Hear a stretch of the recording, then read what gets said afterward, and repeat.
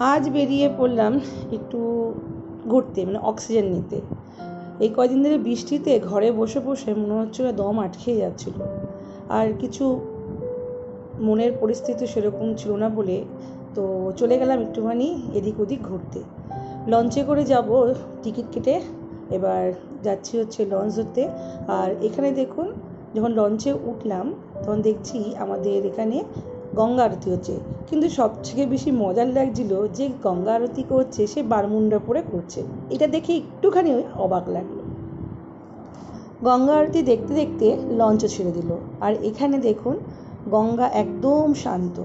জানি না কেন, মন যদি এরকম শান্ত হতো কতই না ভালো হতো। শুভ সন্ধ্যা বন্ধুরা, আজকে হচ্ছে সানডে, তো সানডের দিনকে একটু বেরিয়ে পড়লাম।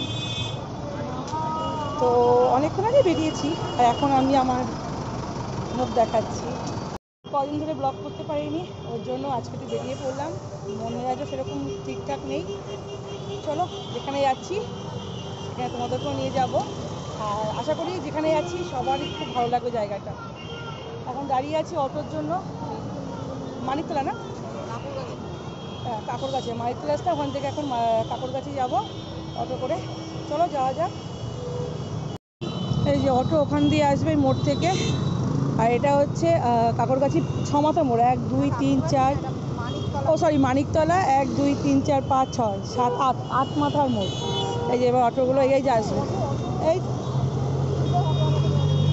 অটো করে নেমে গেছি। তারপর এখান অটো থেকে নেমে একটু হেঁটে আবার রিক্সা করে উঠেছি, কারণ রিক্সা করে উঠতাম না, বাইরে পড়ছে হচ্ছে এই বৃষ্টি, আর আমরা ছাতা পাতা কিছু নিয়ে আসি, সেটা বলতে পারছি না। তো ছাতা নিয়ে আসিনি। এখন 7:30 কাছাকাছি বেজে গেছে, শরীরটা ভালো লাগবে কিন্তু বৃষ্টি পড়া শুরু হয়ে গেছে ভালো জোরে, আমরা ছাতা নিয়েও বেরোইনি। আর এখানে রিক্সার রেট বাপরে, এখান থেকে বেশি দিন না, 5 মিনিট কি 3 মিনিটের রাস্তা আছে। বৃষ্টি যেন কমে যায়, সোজা একদম সোজা যাচ্ছে। চলো মন্দিরে গিয়ে তারপর ভিডিওটা অন করবো, যেন মন্দিরের দরজা যেন খোলা থাকে। এমনি লেট হয়ে গেছে, আবার বৃষ্টির জন্য আরও লেট হয়ে যাচ্ছে। হ্যাঁ ভিড় বাজে,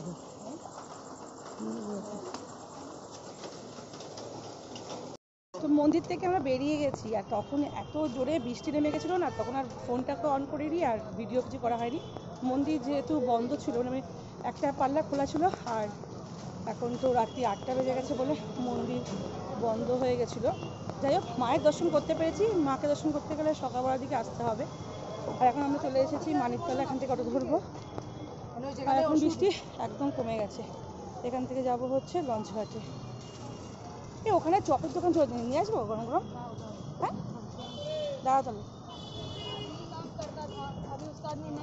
মানিকতলার মোড়েতে না একটা চপের দোকান আছে, আগে যখন এদিকে আসতাম এই চপের দোকান থেকে প্রায় দিনই চপটা খেতাম। তো অনেক মানে বছর পর আসা হলো, তো দেখে মনে পড়লো এই চপের দোকানটা একদম মানিকতলার মুখেতে, সব সময় ভিড়। কি কি চপ আছে গো? তো চলে এসেছি আড়িতলা ঘাটে, এখান থেকে লঞ্চ ধরবো এবার বাদাঘাট।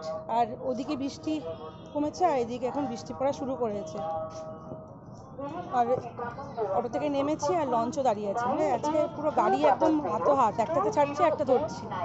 চলো লঞ্চ দাঁড়িয়ে আছে, সাবধানে যেতে হবে। এ পাশ দিয়ে বলো,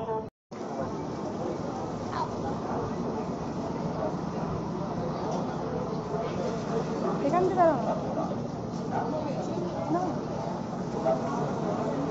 বাড়ি চলে এসেছি, আর রাস্তায় জল, ভিডিওটা অন করেছি জলের ক্যাপশন, জলটা যে তুলবো ভুলে গেছি। যাই হোক, অন্ধকার, এক তো সব জায়গায় ল্যাম্প পোস্টের আলো বন্ধ করে দিয়েছে, আর এখানে জল তেমন পচা গন্ধ, মানে এই জল পায়ে লাগবে না, পুরো সেপটিক হয়ে যাবে।